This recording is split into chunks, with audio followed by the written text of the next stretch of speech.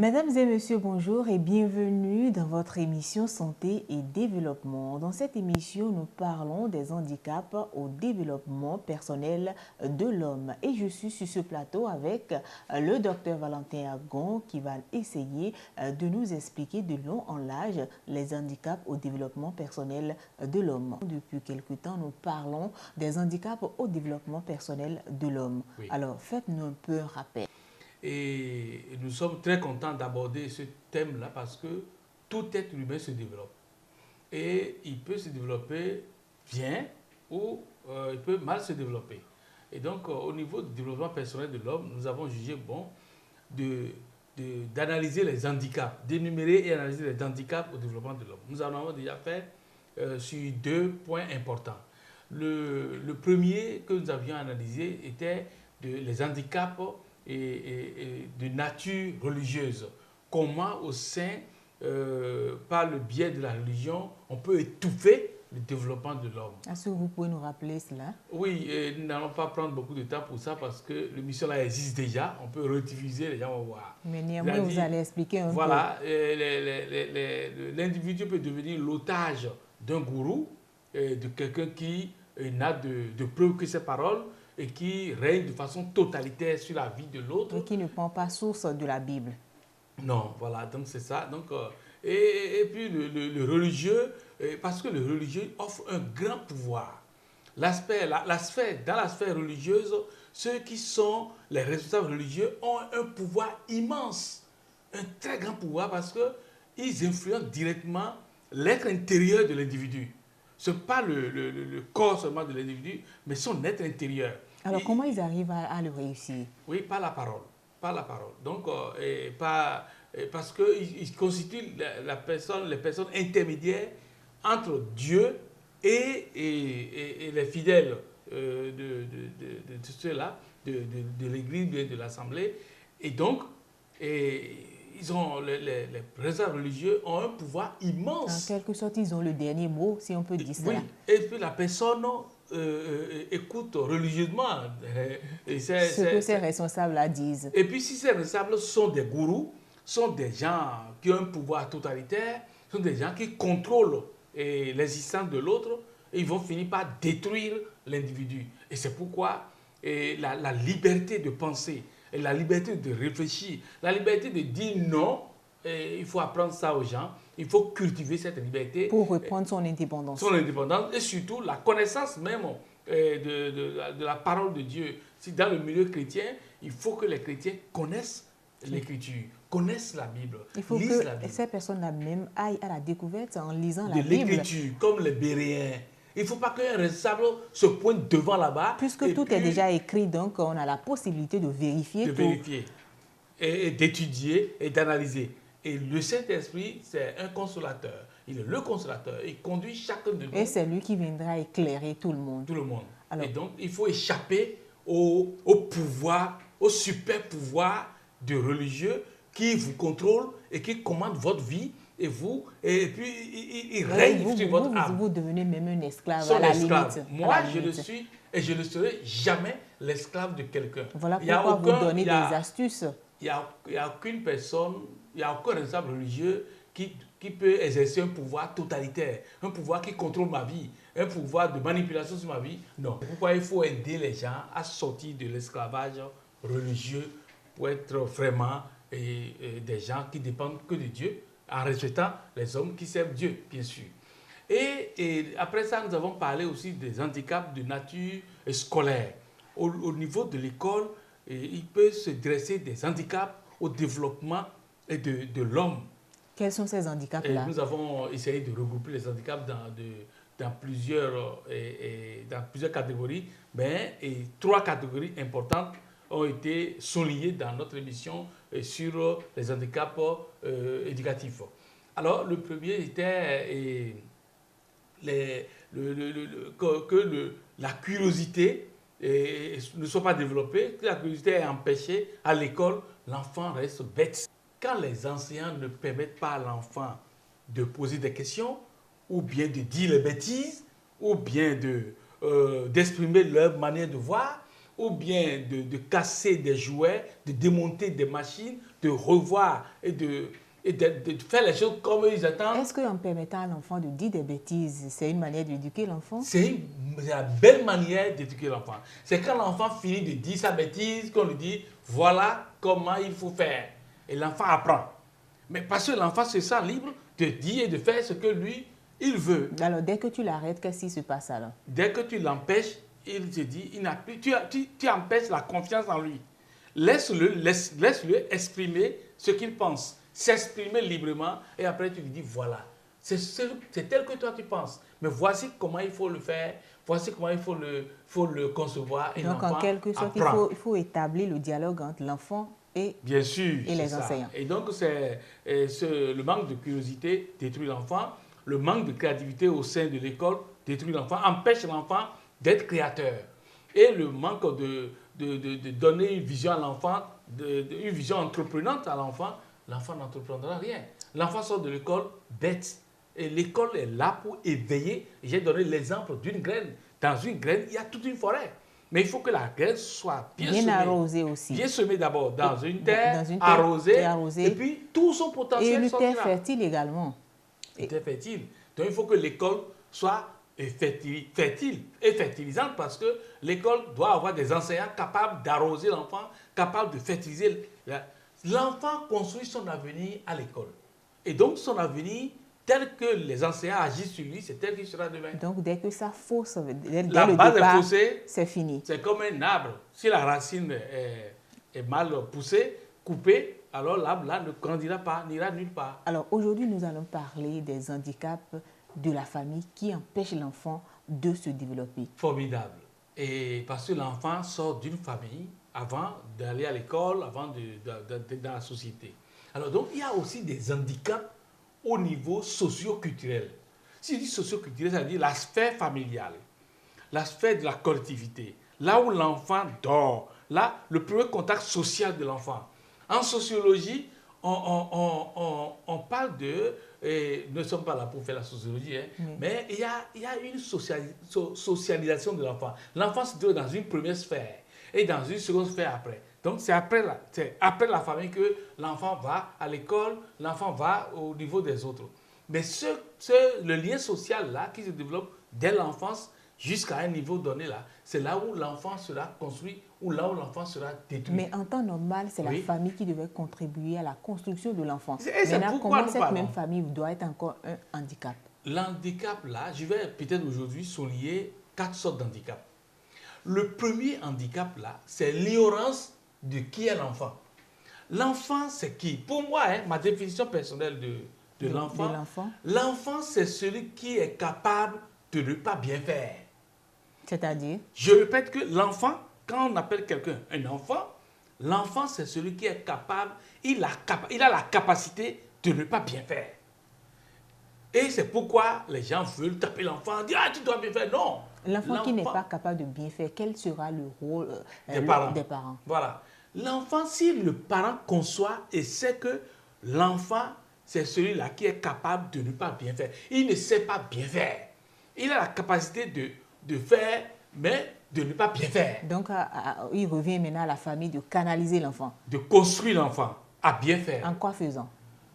Et aider l'enfant, dialoguer avec l'enfant, amener l'enfant à comprendre, conduire l'enfant et encourager l'enfant à avoir confiance en lui-même, encourager l'enfant à essayer de faire, et même si l'enfant échoue, de lui dire de recommencer et de faire, d'essayer. Et puis, regardez, pour marcher, est-ce qu'on frappe un enfant pour qu'il marche? Non. L'enfant essaie de marcher, il tombe. On dit non, calme-toi, essaye encore. L'enfant essaye, et puis donc, l'enfant à marche. force d'essayer, on y arrive toujours. Mais dans le cas des enfants, quelquefois, on n'a pas besoin de la chicotte. On ne doit pas frapper un enfant. Et si nous soulignons que l'enfant, c'est celui qui est capable de ne pas bien faire, si l'enfant est quelqu'un qui est programmé à ne pas bien faire, c'est-à-dire on va maintenant le reprogrammer à bien faire. En quoi faisant encore? Premier point, nous avons donné des exemples. Il faut l'encourager, il faut l'aider, faire développer la confiance en lui-même, et l'aider à essayer, même s'il échoue, lui dire de reprendre et l'enfant finit par comprendre. Et vous avez demandé, est-ce que la chicotte, c'est-à-dire est-ce que la correction corporelle ne va pas rentrer dedans? Justement, c'est le second handicap qui empêche le développement de l'enfant, qui détruit l'enfant. La correction corporelle, le fait de frapper l'enfant, le fait de tirer les oreilles à l'enfant, le fait de taper l'enfant. Est-ce que ce n'est pas une manière de corriger l'enfant? De lui dire il faut bien faire parce que si tu ne fais pas bien, voilà la correction qui t'attend. Un enfant frappé, un enfant tapé, et puis l'enfant là, s'il a son papa, sa maman, il faut le gifler, il faut tirer les oreilles à l'enfant, il faut lui donner des coups. L'enfant là, on est en train de le détruire. Imaginez une jeune pousse de plante qui sort de la terre et que vous mettez à frapper. Ça casse. La jeune pousse de la plante se brise. Donc vous êtes en train de briser l'enfant. L'enfant, c'est celui qui est capable de ne pas bien faire. Et vous le tapez parce qu'il a mal fait. Ce n'est pas une manière aussi de permettre à l'enfant d'assimiler? Non, jamais. L'enfant est programmé à mal faire. Et le parent a la charge de construire, d'aider l'enfant à bien faire. Moi, je ne frappe jamais mes enfants. Et puis, mes enfants, je suis leur ami. Et mes enfants, donc, je les construis. Il faut instaurer l'amitié entre l'enfant et les parents. Mais le premier ami de l'enfant, ce sont ses parents. Mais si vous le frappez, vous êtes son premier ennemi. Donc, vous frappez l'enfant, vous êtes en train de détruire l'enfant. Tous les brigands, tous les bandits qui sont dans le monde là, tous les criminels, tous ceux qui peuvent prendre un fusil et tirer sur un autre là. Mais ce sont les enfants qu'on a frappés, triturés, bastonnés et puis piétinés qui deviennent les violents, qui deviennent les violeurs, qui deviennent les criminels. Tous les enfants brimés deviennent des brimeurs. Mais selon certains parents, il faut qu'il y ait un écart entre parents. Oui. Il faut qu'il y ait des écarts entre parents et enfants. Non, pour permettre aux enfants de respecter les parents. Il faut je vous parle parce que je suis père. Et j'ai des enfants qui ont dépassé un certain âge. Mon enfant est déjà un adulte, il a dépassé 21 ans. Donc, je suis un parent. Je peux déjà dire que je suis un grand-parent. Donc, je peux enseigner ça. Et je ne l'ai pas frappé, je ne les frappe pas. Et donc, l'enfant, son premier ami, ce sont ses parents. Quand vous êtes l'ami de l'enfant, en tant que parent, vous êtes l'ami de l'enfant, l'enfant vous dit tout. L'enfant vous exprime ses bêtises. L'enfant vous dit de façon crue ses pensées et vous l'aidez. Mais quand vous devenez l'ennemi de l'enfant en le frappant, en le tirant à terre, en le bastonnant, vous le détruisez. Et l'enfant vous cache tout, peut-être. Il vous cache tout et vous le programmez à être méchant, violent, à être criminel dans l'avenir. C'est ça. Un enfant bastonné, un enfant détruit, détruira. Un enfant qu'on a piétiné, il piétinera les gens dans la société. Est-ce que ces personnes qu'on rencontre qui sont peut-être des bandits, des brigands, mais c'est des enfants détruits. Ça dépend des parents?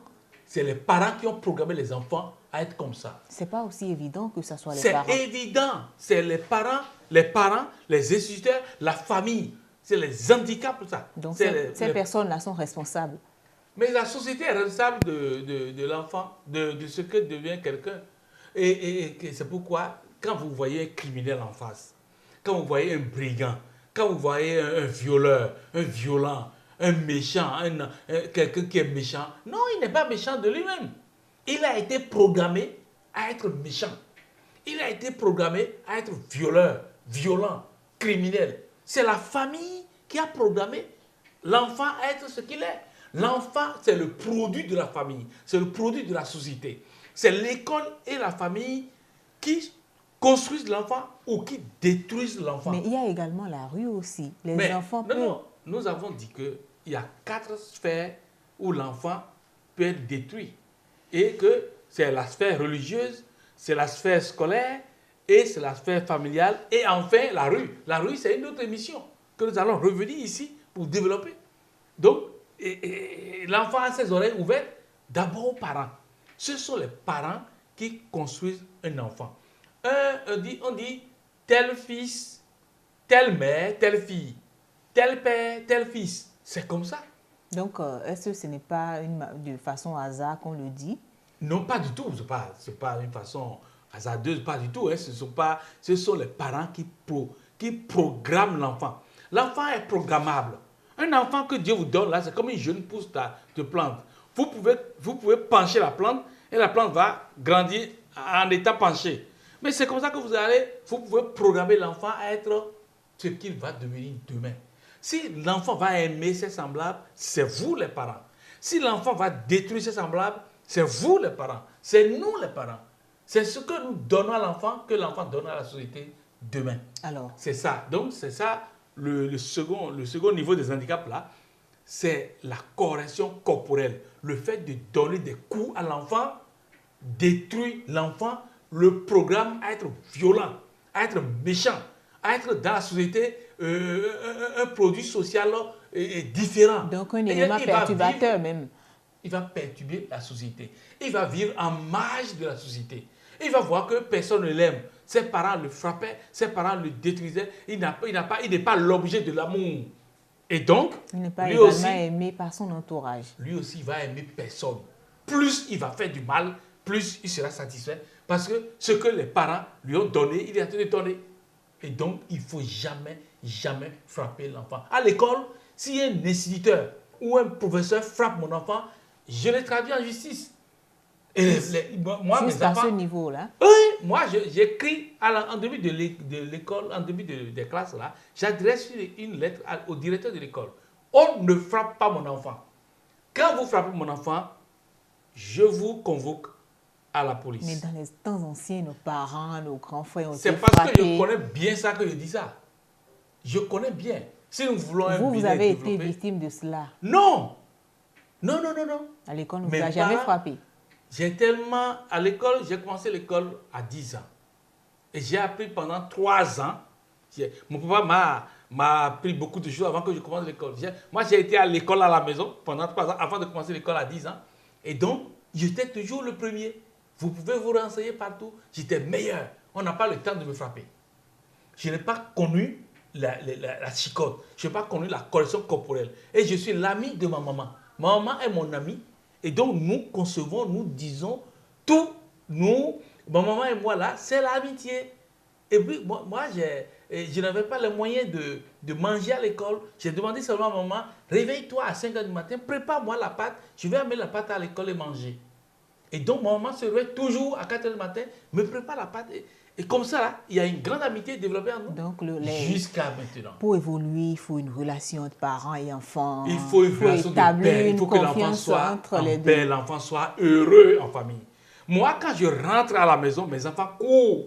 Il y a des pères, quand ils rentrent, les enfants fuient et se cachent. C'est un lion qui rentre. Ce n'est pas un père, mais c'est un lion qui arrive à la maison. Moi, je suis un père. Quand je rentre, mes enfants m'accueillent. Alors, et cette façon-là aussi, est-ce que ce n'est pas le fait de démontrer l'autorité du père, de la maman dans la maison? Non, pas du tout. Ce n'est pas l'autorité. L'autorité n'est pas le totalitarisme. L'autorité n'est pas la destruction. L'autorité, c'est la fermeté. L'autorité, c'est dire à l'enfant, ne va pas ici. Ne fais pas ça. C'est ici. Et même si l'enfant fait, tu lui dis, c'est dans ton regard que l'enfant va dire que, ah, papa n'est pas d'accord. Et puis, moi, je peux renvoyer un enfant de ma table et dire, tu ne manges pas avec moi. Tu prends ton repas, tu manges là-bas. Parce que je les ai associés à vivre ensemble avec moi, à manger avec moi. Et donc, si on ne mange pas avec moi, on perd quelque chose. C'est une manière de le punir aussi. De le punir, mais pas la correction corporelle. Alors, maintenant, nous allons évoluer. Nous allons évoluer. Oui. Vous allez donner des astuces. Les autres handicaps, il reste encore 2. Hein. Je n'ai donné que 2. Alors, j'ai donné le premier, ce qu'est l'enfant. Si on ignore l'enfant, si on ignore ce qu'est l'enfant, on le détruit. Ensuite, la correction corporelle. Si on pense qu'avec c'est avec chicotte, les palmatoires, c'est avec ça qu'on va développer l'enfant, on détruit l'enfant. Et il y a le fait aussi, dans la famille, on empêche l'enfant d'être curieux. Comment? Oui, on achète des petits jouets, on achète des choses, on donne à l'enfant et on dit ne détruis pas. L'enfant doit savoir détruire les jouets pour savoir comment ça fonctionne. C'est comme ça qu'on va développer la curiosité au niveau de l'enfant. Mais chez nous, on dit, tiens, je t'achète ceci, hein. Si tu détruis, je ne t'achète plus jamais. Tu n'auras plus ça. Non, vous ne permettez pas à l'enfant. Est-ce que ce n'est pas une manière d'éviter le gaspillage? Pas du tout. Pas du tout. Les parents savent qu'ils doivent gaspiller, ils doivent payer des choses. C'est comme le gaspillage dans le langage financier. Mais pas du tout. Vous êtes en train d'aider l'enfant à développer sa curiosité. À se construire. C'est comme ça, moi. Je suis le produit de la curiosité, moi. Moi, j'ai beaucoup détruit. J'ai démonté la radio de mon père. J'ai fait beaucoup de choses. Et ça m'a aidé. Le génie de l'enfant s'éveille quand on lui permet de démonter, de casser des choses, de chercher à voir, de chercher à savoir. Et c'est comme ça que l'enfant se développe au niveau de son mental. Dans le cerveau. Le cerveau se développe, on a envie d'entreprendre, on a envie de créer. On devient entrepreneur comme moi. Voilà. On devient un génie, on devient un innovateur. Et j'enseigne le cheminement par lequel j'ai pris pour devenir celui que je suis aujourd'hui. Mais si un enfant commet une gaffe, par exemple, il faut le gronder au moins, tout au moins. Et il faut gronder l'enfant, non pas...